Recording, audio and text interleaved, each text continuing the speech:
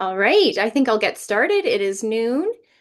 Welcome to Niagara North Spring Wellness Series. Today's topic is on protein, and it's really meant to provide general knowledge and not individual advice. So if you have specific individual questions, please reach out to your registered dietitian or your healthcare provider. My name is Melissa Dunlop, and I'm one of the registered dietitians here at Niagara North Family Health Team. If you have questions during the presentation, please feel free to type them in the chat and I will address them at the end of the presentation. All right, so here we go. Pumped about protein, a closer look at this essential nutrient. I'm just advancing the slides here. All right. So why protein? So when I was trying to think of a topic, I really found that I was really being bombarded with messaging around protein. From Tim Hortons releasing their new protein coffee, to the cottage cheese and mustard viral diet, to new protein packaged foods popping up on shelves. And as well, there's been a lot of talk about, protein intake needed for those people that are taking the GLP-1 medication, such as Ozempic. So 10% of Canadian adults, they're saying now are on GLP-1s. And also people of a certain age are also being targeted for, being told that they need to eat more protein. So with all of that, I was wondering, do we need protein? What's going on with protein? Protein's really having a moment. I thought I would take a deep dive into the world of protein and see what is new and to get a better understanding of our needs. So what I didn't realize was what I was getting myself into. I recently attended a Canadian Nutrition Society State of Protein Conference. And I thought there was a really interesting quote from one of the professors and scientists at U of T and Sick Kids Hospital. And what she said was protein is the dietary component that evokes the widest array of complex scientific, economic, environmental, and political debate. So, yikes, I'm not sure what I got myself into here with picking protein as my topic, but let's take a deep dive and we'll see what we come up with. So today we're going to talk about what protein is and why we need it, how much protein we should have, some concerns and considerations, choosing some information about choosing protein foods, and some questions and answers and discussion at the end. So what is protein? Protein is just one of three macronutrients, along with carbohydrates and fat. It's made up of amino acids. These amino acids are really the building blocks of protein. There's 9 essential amino acids, which means that our body must get them from food. And protein foods contain varying types of amino acids. So these are important points as we go through this presentation. So why do we need protein? Amino acids are transported to cells throughout the body to build and repair muscles and tissues, produce enzymes, hormones, and neurotransmitters, support immune function, transport oxygen and nutrients throughout the body, support skin, nail, and hair health. So as you can see, protein has a major role in the body and really kind of all of our systems. So these proteins, again, are broken down into these amino acids, and then these amino acids travel and do all of these amazing things in the body. So is it true that protein keeps you feeling full? So we hear this a lot. Diet culture really loves protein. And I think that's why, when we're on social media and things like that, we're really being bombarded with the get more protein messaging. So is it really what they build it up to be, in diet culture? And I think it's some of what they say is true, that protein does help to keep us feeling full. So protein releases hormones that promote satiety. They can signal you to stop eating. Protein at meals also decreases the hunger hormone called ghrelin.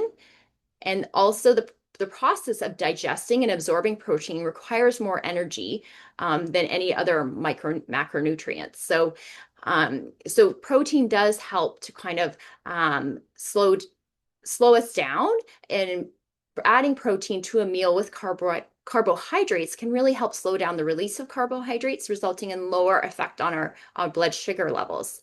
So again, so there is some truth to that message. But can you eat just protein? Definitely not. As I said, protein is just one of three nutrients, and the brain really needs carbohydrate. So carbohydrates are the favorite energy source for the brain.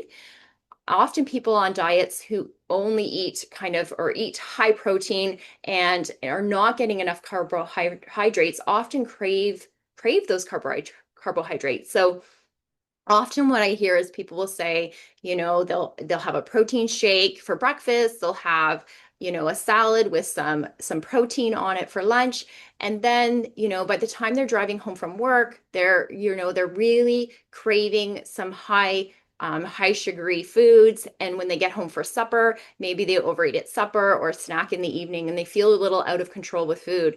So, only eating protein is not enough. We need to give our brains the fuel source that wants that carbohydrate as well. So I think it's really important to keep a balanced approach in mind.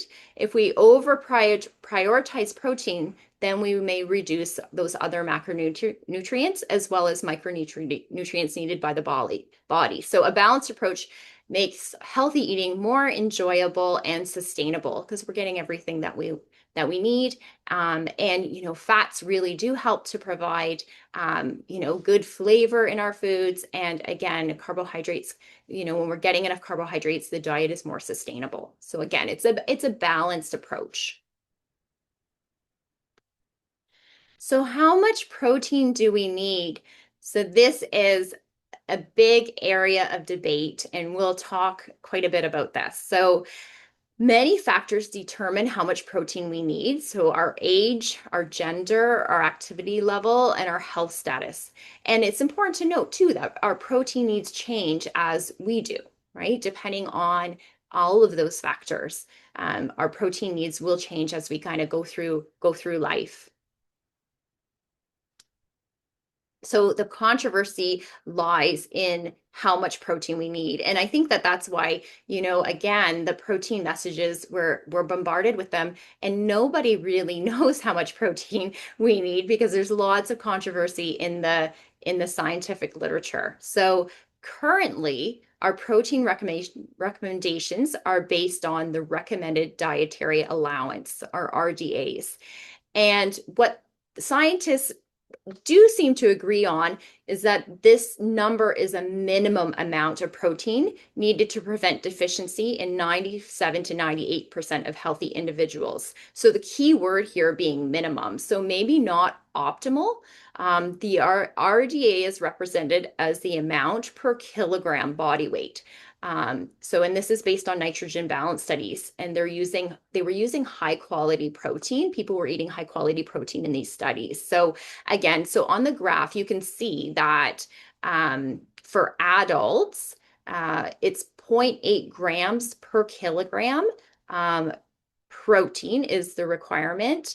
And it's the same for females and males. And you'll see that children, the requirement is a little bit higher, and that's for growth intakes, or that because they are growing, they need a little bit more. So again, this is really current research is really showing, and scientists seem to agree that this number is too low. And if you do want to calculate, or if you're wondering how to calculate this, so 1 pound, you divide by 2.2 to get kilograms, and then you would multiply by 8 to get your amount in grams. So again, I think it's really important to keep in mind that nutrition research is very messy, so it's difficult to come up with straightforward answers. There's so many variables to control. So again, the RDA is kind of what we consider kind of the minimum amount of protein required to prevent deficiencies. So another way to look at how much protein we need is we can look at the acceptable macronutrient distribution range. And that range is 10 to 35% of calorie intake for protein. So this chart kind of gives you a little bit of an example here. So at the bottom, 10 to 35%, and it will give you kind of the grams. Just to note that really kind of the higher levels haven't been shown to be overly beneficial either. So really, it seems that the upper limit of 2 grams per kilogram, there doesn't seem to be further benefit. Um, there's also controversy around whether we should use, our current weight or our ideal body weight. And our ideal body weight would be your weight within kind of a healthy BMI range so that you would use that weight. So we're really trying to figure out how much protein per kilogram people need in different life stages and health statuses. And you can see where the confusion lies that if the scientists don't agree and we don't know, but influencers seem to know, then there's a bit of a problem and people are going to be confused. So how much protein though are we eating? So is it really a problem? Are we meeting, we're certainly meeting the RDA. Most people are above the RDA. Most people are eating 15 to 6% of total calories from protein. So this data comes from 2015. Unfortunately, Canada doesn't have really new or great data on our protein intake. Large global studies have looked at protein, but Canada wasn't included. So this comes from the 2015 Community Health Survey. So again, we are for the most part eating enough protein. Women and older adults were not meeting requirements. So a certain percentage were more likely to not meet requirements. But like I said, and the average amount of protein per day was 79.5 grams of protein. So again, it's not something that we really have to be overly concerned with because we're already eating the protein that we need. But who needs more protein? So again, in older adults, they're looking at sarcopenia and the trying to prevent that, which again, there isn't a really great definition for sarcopenia, but we tend to think of it as it refers to the loss of skeletal muscle mass and strength that generally occurs during aging. So in older adults, we know that they require more protein.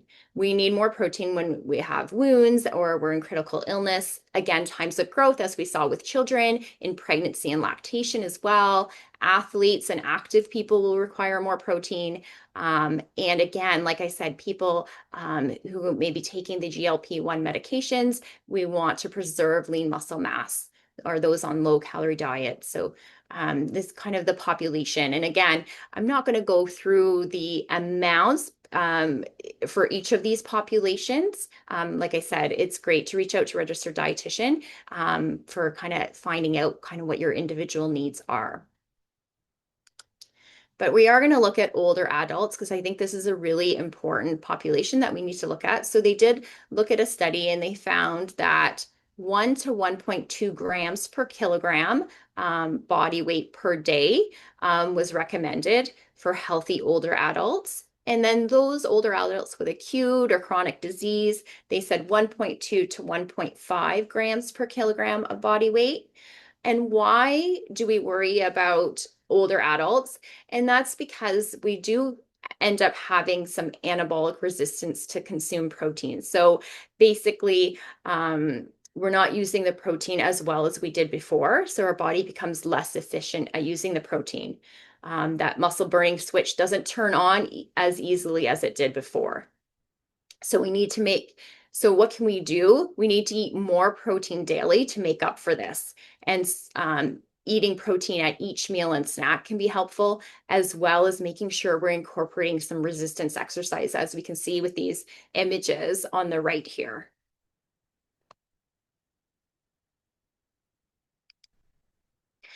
So I always like to take a more gentle approach to nutrition. So am I counting my grams of protein per day? No, I'm not, right? So there are instances where we may have to be more careful and we're trying to really aim for a certain amount of protein. But generally, if we can just take kind of a more relaxed approach and look at kind of Canada's food guide and the plate model and look at that Canada's food guide suggesting that a quarter of your plate be rich in plant or protein foods.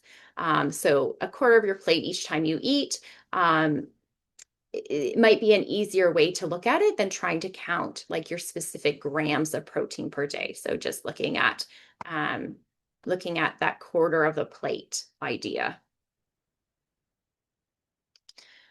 So what about protein distribution throughout the day? So again, there's a fair amount of controversy in the literature here, depending on what they're trying to study. Often they're studying muscle growth and retention. And so they're looking at, optimal protein distribution versus skewed protein distribution. So in this picture, so the idea that, often we eat maybe 10 grams or so of protein at breakfast, a little more at lunch, and then a fair amount at supper. And they're saying that, if we ate kind of similar amounts at breakfast, lunch, and dinner, would that be better? And again, there's really no consistent data, and more research is needed on this as far as, can we help retain muscle mass by eating kind of protein spread evenly throughout the day.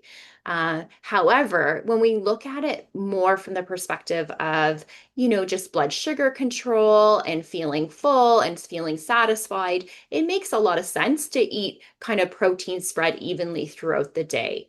And it may depend on the age of people being studied. So in older adults, again, they're thinking that it may be beneficial to have your protein kind of spread evenly throughout the day.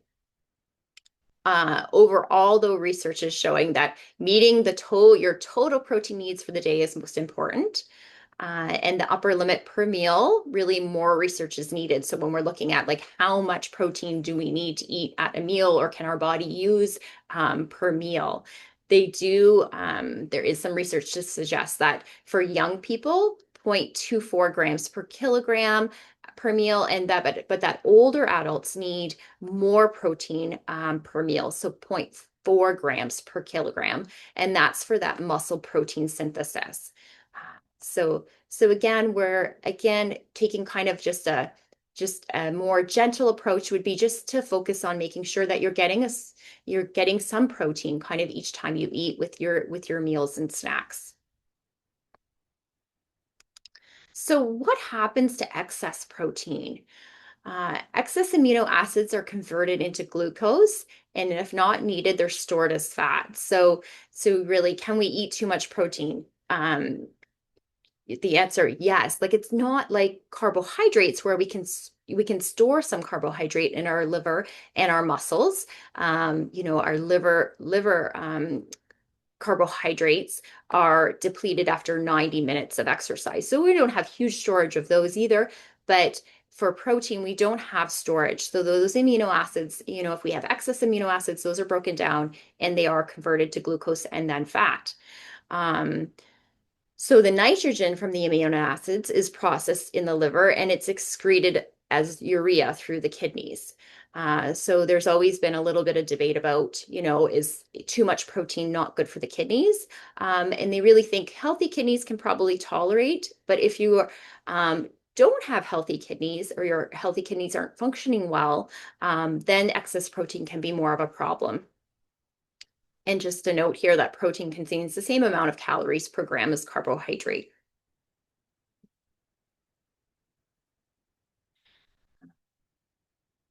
Again, so sources of protein. We haven't really talked about, where does protein come from? So we have some animal protein sources such as beef, lamb, pork, poultry, fish, shellfish, eggs. This graph just shows you kind of what a typical serving is and then the approximate grams of protein per serving. Nuts and seeds, beans and peas. Again, some plant-based sources, dairy being a good source of protein as well. And then also we do get some protein in grains in small amounts in fruits and vegetables as well. So lots of foods contain protein source. So Canada's food guide, again, they have a really great image of some plant-based protein foods. And what Canada's food guide says is to choose protein foods that come from plants more often. So sometimes there's confusion around the term plant-based. It doesn't mean only plants. It means just we're encouraged to incorporate more plants. So plant forward may be like another way to describe healthy eating. So as you can see, it's a great image of different plant-based sources of protein. So when we're looking at our sources of protein, we also have to think about protein quality because not all protein food sources are created equally. So when we look at protein quality, it's really determined by the amino acids that are found in the protein, as well as the body's need for those amino acids and the body's ability to absorb and use them effectively. So plant proteins are often lacking one or more of those nine essential amino acids that we spoke about earlier. However, combining these plant proteins appropriately allows for amino acid requirements to be met. So, when we look at this graph here, if we can combine legumes with grains and nuts and seeds, then we can get what we call a complete protein.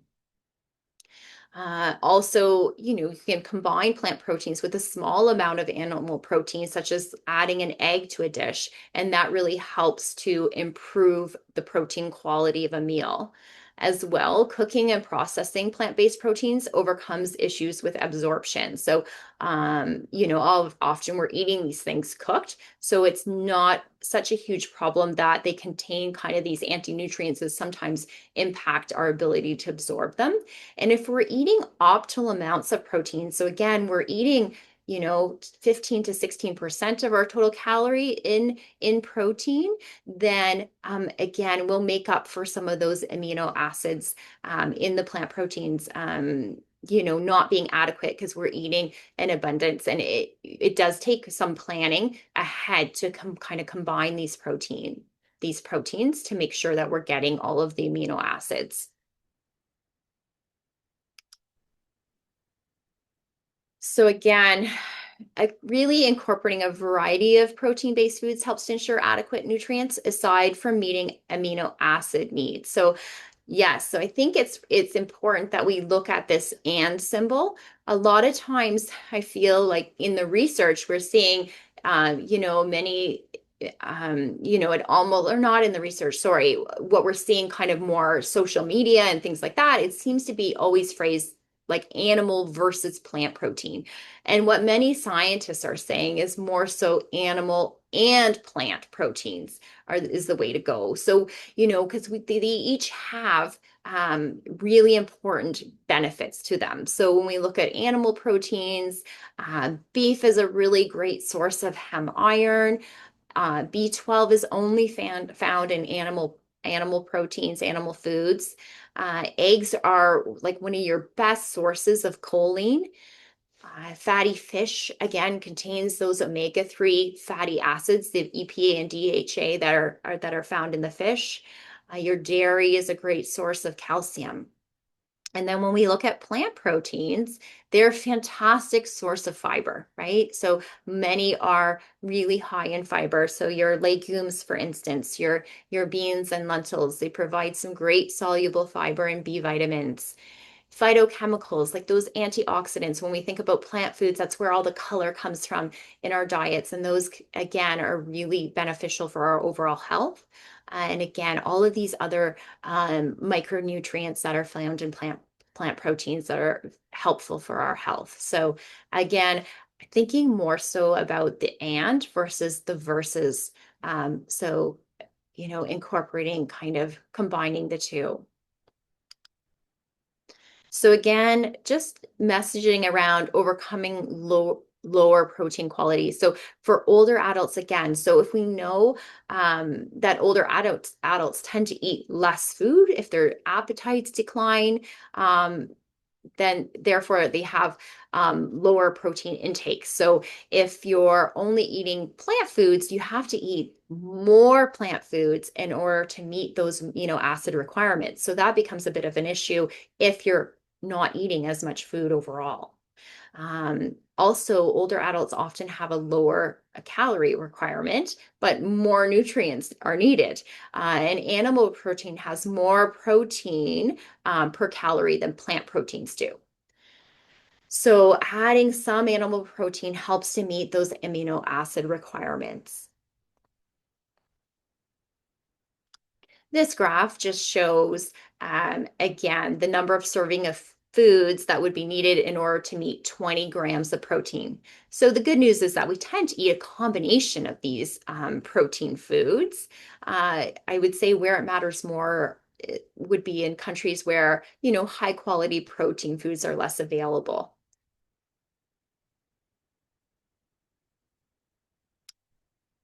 So again, lots of benefits of these plant-forward diets. So when they looked at a study, they looked at semi-plant-based diets, and they were found to have the highest nutrient density as compared to solely plant or omnivore diets.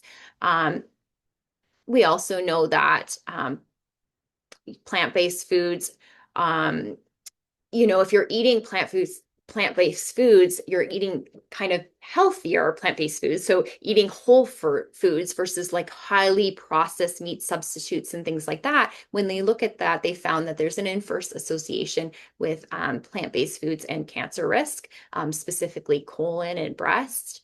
We know that pulses and beans are really good for our overall health. So again, from a heart health perspective, also for type 2 diabetes. And we know that plant-forward diets are better for the environment, which brings about the next slide about the Eat Lancet Planetary Health Diet. So this diet, some scientists are recommending globally for human health and environmental sustainability in relation to our growing population and the need to reduce diet-related diseases and limit environmental damage. So again, it's a guideline. There's lots of flexibility within this, and this pattern does line up a lot with Canada's food guide. Really, the emphasis is on fruits and vegetables, whole grains, limited animal proteins, saturated fats, and added sugars.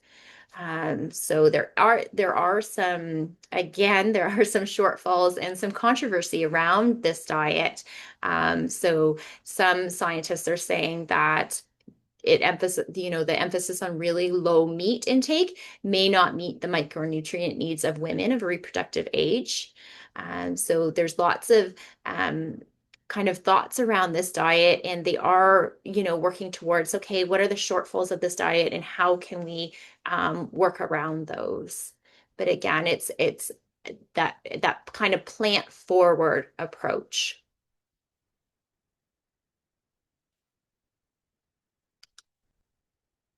So how can we begin to incorporate more plant protein? Because obviously we've seen that we need to eat more plant protein. We're not eating, choosing those plant proteins as often. So beans and lentils and things like that.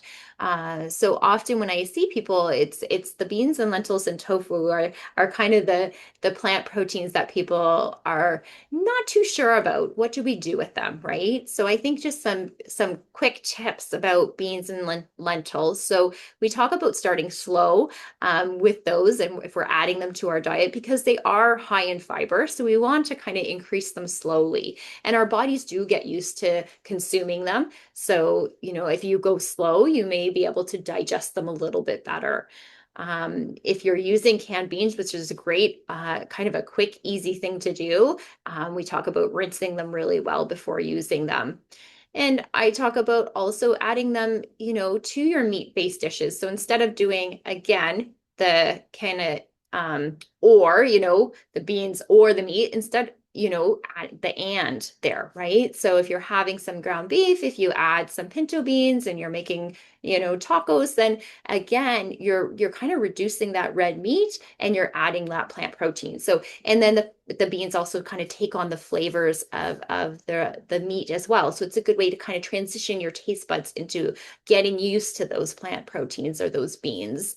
I think it's important to try many different beans and lentils because each offers different flavors and textures. So beans and lentils can be used to thicken soups or sauces. They can be pureed into dips. So lots of things that you could do with them. If we're moving on to tofu, there's tofu comes in a variety of textures and it really takes on flavors fairly well. So the soft and silken tofu can be added to smoothies. Firm can be crumbled. You can add it to eggs and meat dishes. Extra firm tofu, it's helpful if you're preparing it to put something heavy on top of it and allow the water to drain. And then you can also marinate it, and it's excellent in the air fryer. You can add it to stir fries, or you can also grill it. So lots of things that you can do with these. And sometimes it's just a matter of kind of experimenting a little bit and learning a little bit more about them and how to prepare them. I wanted to mention that sometime that the plant some of the plant products out on the market, they're really working on improving them. The food industry is, making improvements. So if we look at kind of milk alternatives, so cow's milk per 1 cup has about 8 grams of protein. When you look at soy milk, 7 grams of protein. When you look at almond, same with rice or almond alternative, there really is only 1 gram of protein in those milks. So a lot of people were kind of switching to those milks, but really they're not equivalent in the source of amount of protein as cow's milk or soy. So what they've done is they've combined almond and cashew milk, and they've added pea protein to them. So you can see the one on the far left has almond, pea, cashew, and it has 8 grams of protein. So again, there is also like an oat milk that also has pea protein added to it. So they're finding ways to kind of increase the protein in some of these products. How can we incorporate more protein overall into our diet? So again, like I talked about, just having a source of protein with each meal and snack. I kind of looked at breakfast, lunch, and supper and some ways to do that. So at breakfast, again, replacing water with milk when you're making oatmeal, putting some nut butter on your toast, maybe adding hemp hearts or nuts and seeds to your cereal, adding Greek yogurt or cottage cheese when you're making pancakes, egg bites, things like that. Lunch, again, I canned tuna or salmon, eggs, great kind of sandwich or added to salads. You can make a grain-based salad using quinoa and then add beans and nuts and seeds to the salads. Or if you're having pasta and soup, these are ways to kind of increase the protein in what you're having. And then at supper, really, we talk about like that palm-sized portion of lean meat, tofu or beans, and add several types of beans and lentils to vegetables and grains to, again, make kind of that complete protein. You can add nuts and seeds to your stir fries. You can have a glass of milk with your supper. Again, especially if you're an older adult and you're trying to really increase the protein at your meals. It's kind of an easy way to do that. So I often get a question about protein supplements and bars, and I have and chips and all these other things like I showed on the kind of that first slide. There were all these foods that are popping up on the market. So what about those kinds of things? So I always like to take a food first approach, like a whole foods approach. So really, if you're having a protein bar or a protein drink, I often think about, what other nutrients or fiber are you missing if you're replacing meals with kind of those kind of high protein items. One of the cheapest ways to add protein is to use skim milk powder. So you can add skim milk powder to your smoothies, to your baking, to things like that, and that will give it a little protein and calorie boost if you're looking to do that. Supplements are helpful in certain situations, right? If you're finding it difficult to eat, older adults, if they're very ill, some of those oral nutrition supports, Ensure Boost, for example, those can be very helpful in athletes. After exercise, and when it's difficult to eat, that sometimes those kind of those protein bars or protein drinks can be helpful just to, again, for that kind of recovery. When we're looking at protein powders, I often say to look for something that's third-party regulated. So there's just two pictures on this slide, the Informed Sport or the NSF certified. Those are two of several third-party regulated um, regulations. So, that means that again, the protein powder, they've looked at it and it has to have in it what it says it does. And that's often for, because if athletes are using them, it needs to say what it has in it is to be true, right? Whatever is listed. So again, I really emphasize the idea of eating kind of whole foods first. So, what about choosing protein foods at the grocery store? So, of course, planning ahead can be super helpful in knowing kind of those protein foods. Often the protein food is, kind of what takes the longest, or, even when you're meal planning, it's, you have to take it out of the freezer. But yeah, so planning ahead is really important. And if you're up again, a plant more plant-based, we want to think about, our sources and our in combining proteins and making sure that we're getting a good variety. I think it's important to read the nutrition facts label and the ingredient lists, right? So I think with more and more of these kind of plant protein alternative or meat alternatives, it's important to look at the ingredient list and see what's actually in the product and the nutrition facts label, because often those products can be higher in saturated fat and sugar and salt. So we just really want to make sure that we're making good choices. Also being aware of marketing. So because protein is having a moment, again, the picture kind of the waffles and the chips on that first slide, they're marketed as 10 grams of protein, right? So we can see that. We go, okay, great. We need more protein. There it is, right? Where, beans and lentils and these other good sources of protein don't necessarily have, they're not necessarily labeled as having protein in them. So I think it's important. Know what food sources of protein there are, and you don't always have to rely on these products that they're marketing to you, and often at a higher price point, right? So when you look at those waffles, they've just added protein powder to them to make them high protein, and they're about double the cost of what a box that are not high protein waffles are.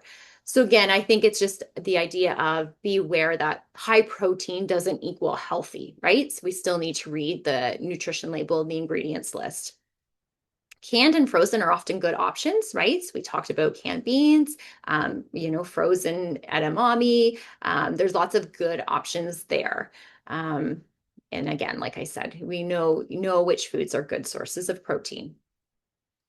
So I just wanted to, not that, it's these specific products. I just wanted to show kind of some pictures, some quick and convenient protein foods. There's lots of controversy around processed and ultra processed. These would be considered processed foods, but they're all kind of good sources of protein, and make it easy for us to eat, adequate amounts of protein.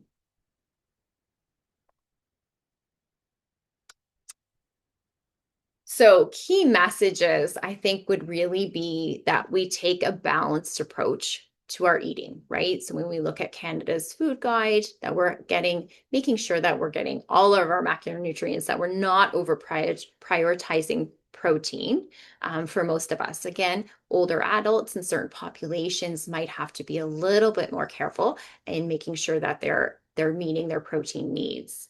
Again, that whole foods first approach, right? We need to incorporate more plant proteins into our diet. We're certainly not eating enough fruits and vegetables and beans and lentils. So really making an effort of trying to increase our plant proteins in our diet.